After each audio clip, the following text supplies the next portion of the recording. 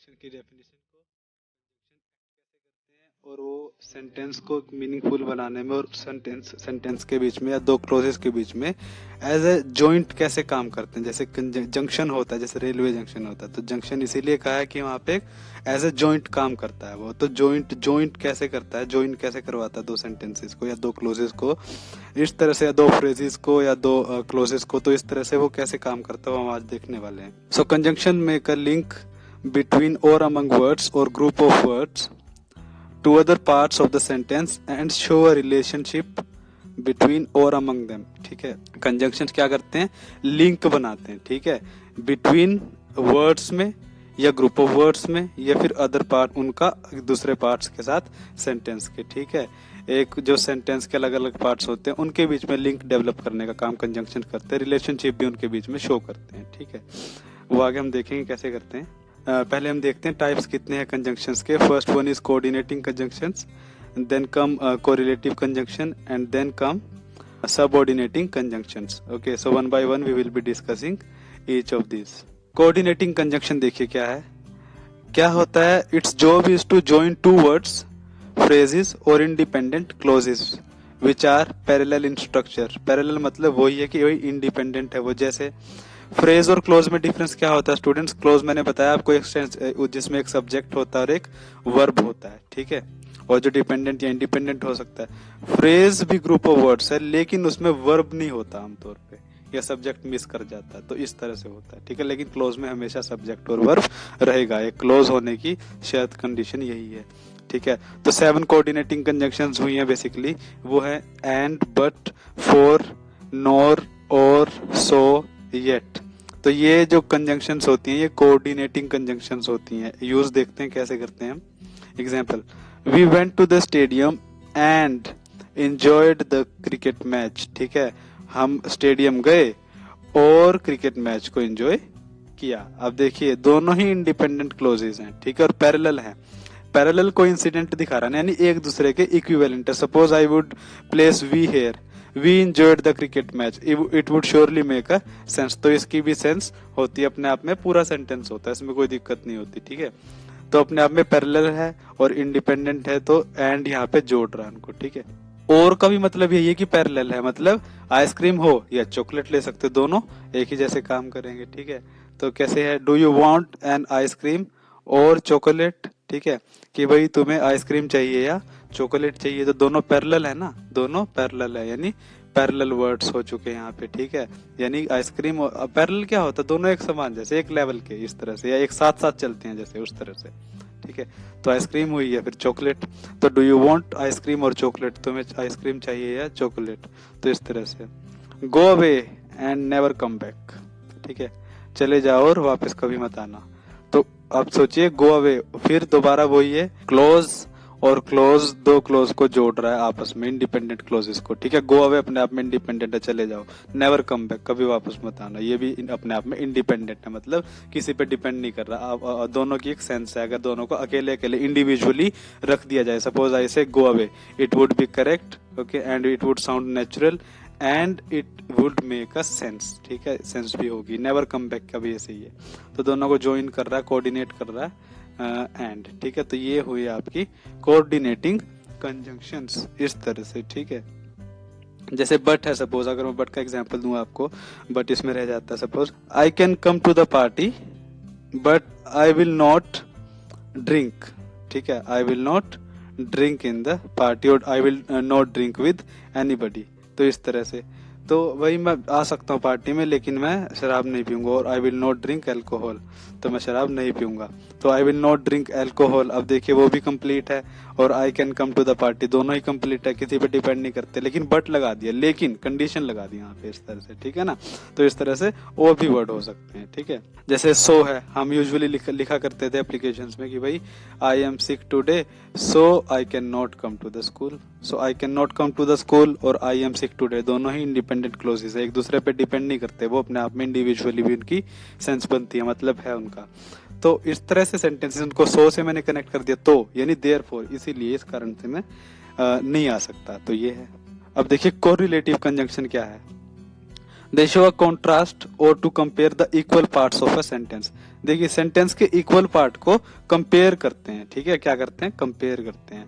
Words of correlative conjunction have special connection between them, special connection, जैसे not only but also, ये है, either or, neither nor, both and, not but, whether or, जैसे neither Alex nor Robin can play baseball, ना तो Alex ना ही robin, इसका मतलब ये होता है ना तो एलेक्स ना ही रोबिन कैन प्ले बेसबॉल। तो ठीक है, अब देखिए ये जो है आपका, ये आपको स्टूडेंट्स अगर आप इसको यहीं से देख लो तो इसको यहाँ से पहचान सकते हैं भी, कोरिलेटिव कंजंक्शन, कोरिलेट करते हैं, सीधी सी बात है। ये कंजंक्शंस अपने आप में यूनिक हैं, ठीक है, यूज होते हैं इसी फॉर्म में यूज होते हैं, ठीक है। नीदर नोर, नीदर नोर एक साथ नहीं, बीच में सब्जेक्ट होता है, ठीक है, फिर नोर के बाद भी कुछ होता है, सब्जेक्ट या ऑब्जेक्ट, इस तरह से।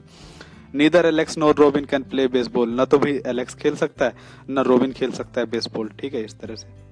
I want both ice cream and chocolate, देखिए बोथ एंड अभी इकट्ठा ही आएंगे, ऐसा नहीं कि भाई नीदर नीदर है, suppose neither Alex and Robin, no, वो गलत हो जाएगा। नीदर और नोर पेयर में होते हैं बेसिकली, बोथ है देन एंड है, तो ये क्या है, पेयर में आते हैं, ठीक है, इस तरह से बोथ है उसके बाद एंड है, तो फिर ये ऐसे होते हैं।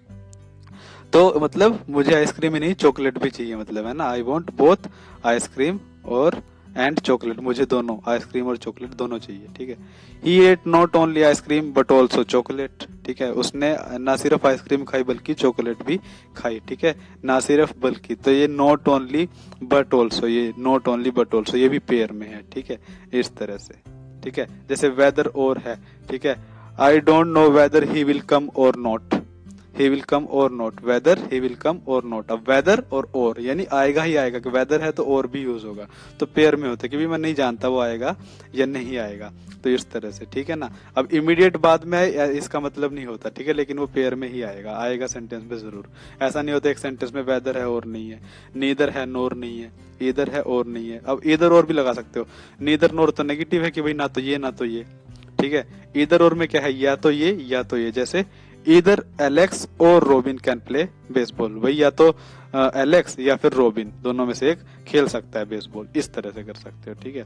नीदर में था कि भाई ना तो एलेक्स खेल सकता है ना रोबिन खेल सकता है, इस तरह से। सबऑर्डिनेटिंग कंजंक्शन में क्या होता है students, join elements of an unparallel sentence structure, These elements are usually a dependent clause and an independent clause। अब देखिए पैरेलल मतलब, अनपैरेलल मतलब एक जैसे नहीं है, यानी एक इंडिपेंडेंट क्लोज है और एक डिपेंडेंट है। अब इसके बारे में हमने जैसे अगर बात की हो तो इंडिपेंडेंट क्लोज क्या होता है, इंडिपेंडेंट क्लोज तो वो है ना, ग्रुप ऑफ वर्ड्स है जिसकी अपनी एक सेंस, अपना एक मीनिंग है, जिसका सब्जेक्ट है जिसमें और वर्ब है, और किसी पे डिपेंड नहीं करता, किसी दूसरे क्लोज पे, किसी दूसरे ग्रुप ऑफ वर्ड्स पे। डिपेंडेंट क्लोज इंडिपेंडेंट क्लोज पे डिपेंड करता है नहीं, या फिर दूसरे डिपेंडेंट क्लोज पे डिपेंड करता है, ठीक है ना, अपने मीनिंग के लिए, जैसे वो फिर पूरा नहीं होगा, ठीक है, इस तरह से। जैसे अगर हम बात करें, जैसे when I came he was sleeping, जब मैं आया वो सो रहा था, तो व्हेन आई केम का कोई मतलब नहीं है, अगर मैं हटा दूं ही वाज स्लीपिंग, अगर मैं इसको हटा दूं तो व्हेन आई केम का कोई मतलब नहीं बनता, तो ठीक है ना, तो इस तरह से है। तो वो डिपेंडेंट क्लोज है, डिपेंड कर रहा है ना, ही वाज स्लीपिंग पे डिपेंड कर रहा है, ही वाज स्लीपिंग यहाँ पे इंडिपेंडेंट क्लोज है, ठीक है, उसका अपने आप में मतलब है, वो कहीं डिपेंड नहीं कर रहा। इसका मतलब है इंडिविजुअली अगर मैं उसको लिख दूं ही वाज स्लीपिंग, वो सो रहा था, तो उसमें भी कोई दिक्कत नहीं, इट वुड मेक सेंस, ठीक है। लेकिन व्हेन आई केम का कोई सेंस नहीं है अगर मैं आगे कुछ नहीं लिखता तो, ठीक है ना, इस तरह से। और भी सेंटेंसेस होते हैं। मोस्ट कॉमनली यूज्ड जो सबऑर्डिनेटिंग कंजंक्शंस है स्टूडेंट्स ये हैं after, how, then, when, although, if, that, where, as, in order that, though, which, as much as, in as much as, unless, while, because, provided, until, who, whom, before, since, what, whoever, whomever, ठीक है, इस तरह से। अब example देखते हैं इनमें से कुछ जो आपको समझने के लिए जरूरी भी हैं। एग्जाम्पल देखते हैं। Before we left home I had my breakfast, इससे मतलब घर से चलने से पहले मैंने नाश्ता कर लिया था, ठीक है, तो बिफोर पहले होता है, ठीक है, आफ्टर होता है बाद में। Before we left home I had my breakfast, यानी मैंने खाना खा लिया था घर से चलने से पहले। अगर मैं आफ्टर लगा दूं, यानी after we left home I had my breakfast, यानी मैंने खाना खा लिया था हमारे घर से निकलने के बाद, ठीक है, जब हम घर से चले उसके बाद मैंने खाना खाया था, ठीक है, तो वो बाद में हो जाता है, इस तरह से। Provided they come we can start class Tuesday, हम क्लास मंगलवार को शुरू कर सकते हैं, बस वो आ जाएं, प्रोवाइडेड, इसका मतलब है गिवन दैट, ठीक है, यानी वो आ जाएं। एक एक आर्ट होती है लैंग्वेज के स्टूडेंट्स, ठीक है।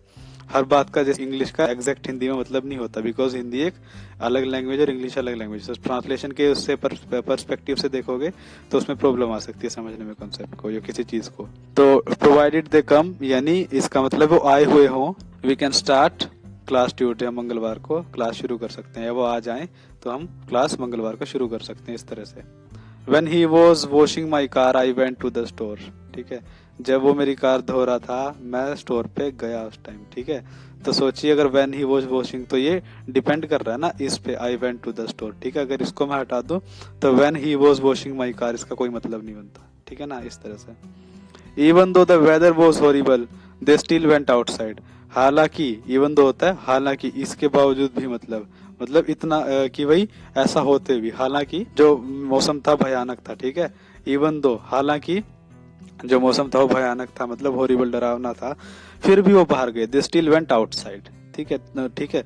तो ये इंडिपेंडेंट क्लोज है, मतलब इसका अपना मतलब है, ये क्लोज इस पे डिपेंड नहीं कर रहा, बट ये जो सारा क्लोज है इस पे डिपेंड कर रहा है, ठीक है ना।